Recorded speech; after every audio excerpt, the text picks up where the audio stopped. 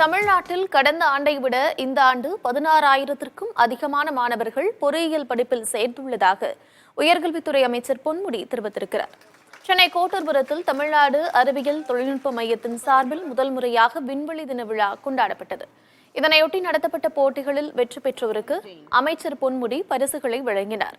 விழாவில் பேசிய அமைச்சர், மாணாக்கர் பள்ளி பருவத்திலேயே அறிவியல் சிந்தனையுடன் வளர வேண்டும் என்பதே தமிழ்நாடு தொழில்நுட்ப மையத்தின் நோக்கம் என்று தெரிவித்தார்.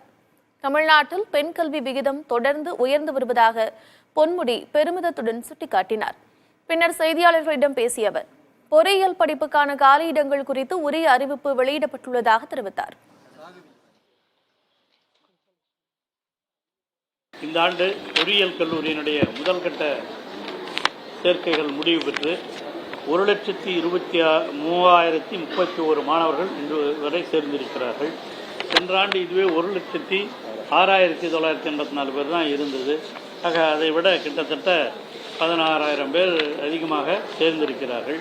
மேலும் மாணவர்கள் சேர்வார்கள் என்ற எண்ணத்தோடு அவர்களுக்கான, அதுவும் குறிப்பாக இந்த மாணவர்கள் சேராத மாணவர்களுக்கு கல்லூரிகளிலே எந்தெந்த கல்லூரியில் எவ்வளவு இடம் இருக்கிறது என்பதும் அறிவிக்கப்பட்டிருக்கிறது.